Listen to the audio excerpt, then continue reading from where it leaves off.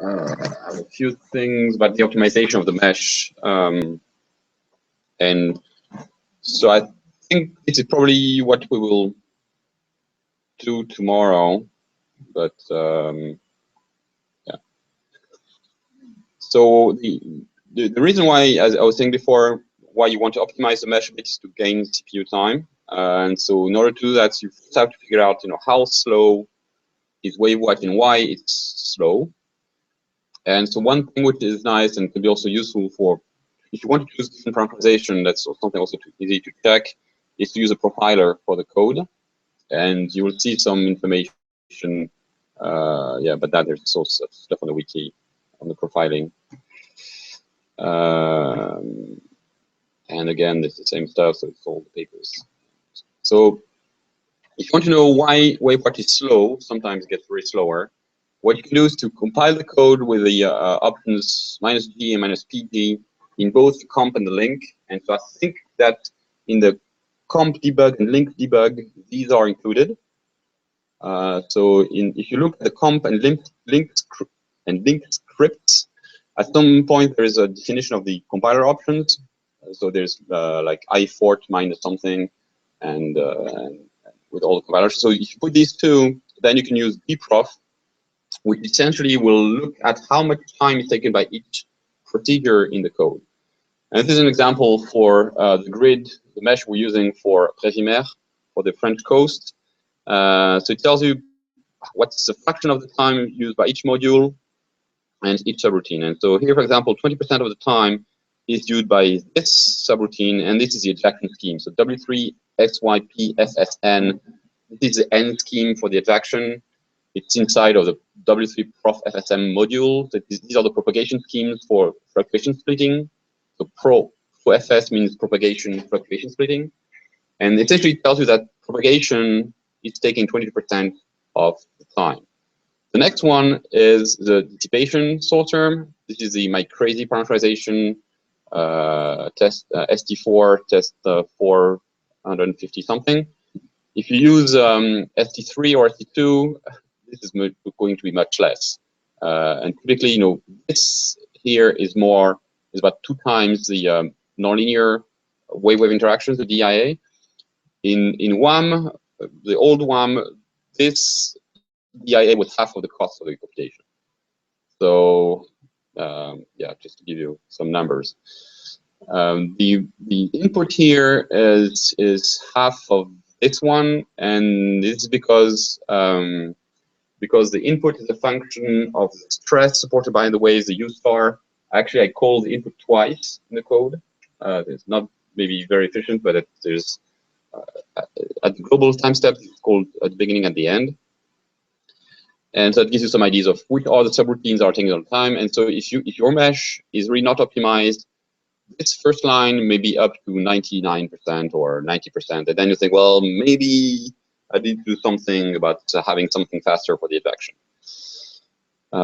If it's down to 20%, then if you want to make the advection faster, it's not going to change much the global model cost because it's only 20%. If you even reduce that by half, you're only going to gain 10%, right? So at some point there is some diminishing returns on the effort you put in making the grid better. So first thing to do before you want to change the mesh is actually first figure out, is it worth the trouble of making it faster, the advection, or not? And at the same time, if you really want to have something fast and you're stating between the ST3 and ST4, you can check, what the numbers are, and probably ST3 is going to be 30% faster than ST4 for the dissipation and generation. Okay, so that was the case before I optimized the grid, and so here it was 58% instead of 22. And no, that was okay. We still go ahead and run it with Prévimère, but yeah, that was the early days. So after that, we changed things. Okay, so how you define the time step with triangles?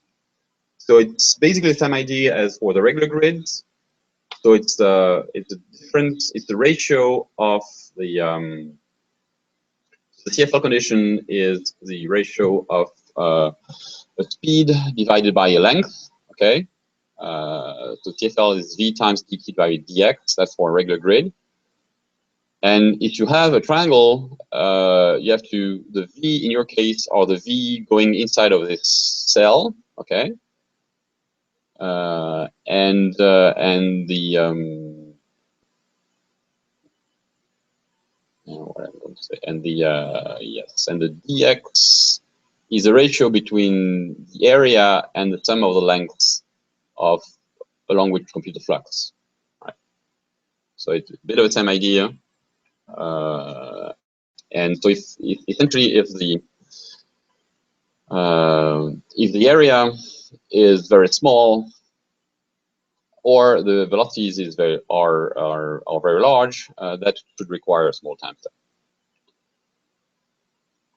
And that's basically it. So the interesting thing is the value of the TFL condition is not a function of the position of the node inside of this box. So if you actually take this node and move it, it will not change the time step for that node.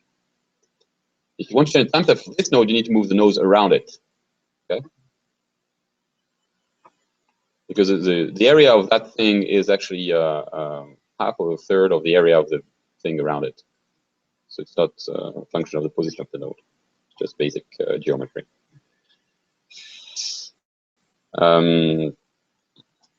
We used to have some constraint coming from the boundary, the triangles on the boundary, and what we found is that actually this was a bit silly. And so actually we're not using the boundary points now to constrain the TFL, and that has no impact on the resolution.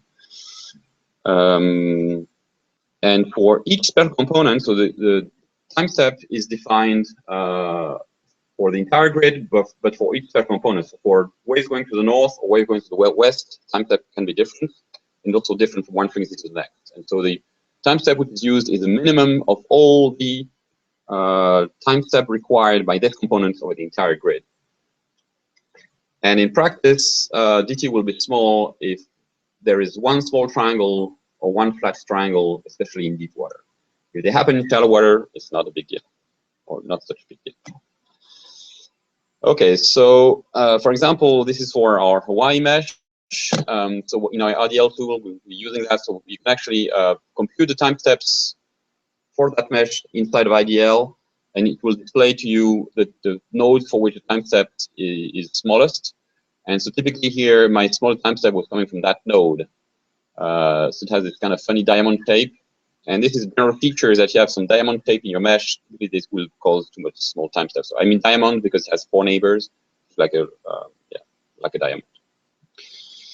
And so what IDL will also give you is a list of all the node numbers here. So this node number is node number 13,089, well, 39, whatever, so forth.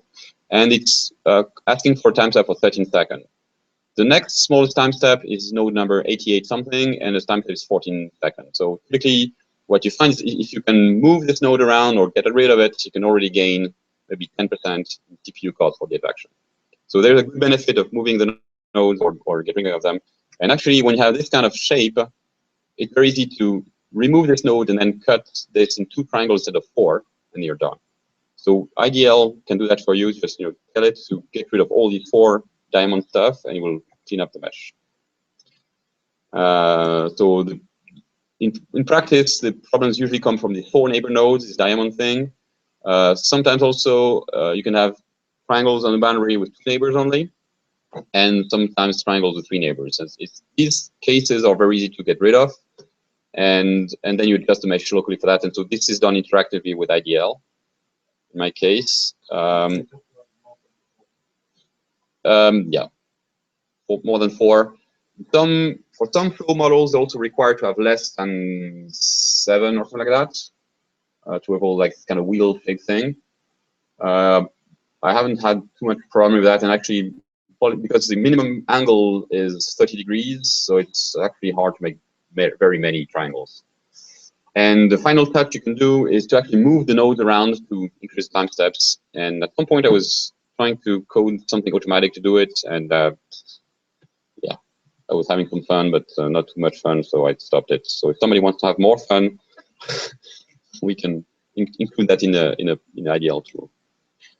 So that's it. So we basically have a definition of CFL which is analogous for the regular grid, but essentially it is the ratio of the area of the cells divided by the velocity times the length of the edges coming to a cell. And so there's some benefit in cleaning up the mesh, and we have this IDL tool for doing that, or moving the nodes around. Then if you really have too many small triangles, the best solution is probably to update your boundary contours and redo the mesh, rerun polymesh, get a new mesh from fresh. Because you will not be modifying thousands of points by hand. It just takes too much time, and then at some point you move them around, but they don't gain anything anymore. So at some point you really have to redo the mesh. So that's it. And so now they will go for practical work. So I'll go back to the program. Yeah, first you want to stop this.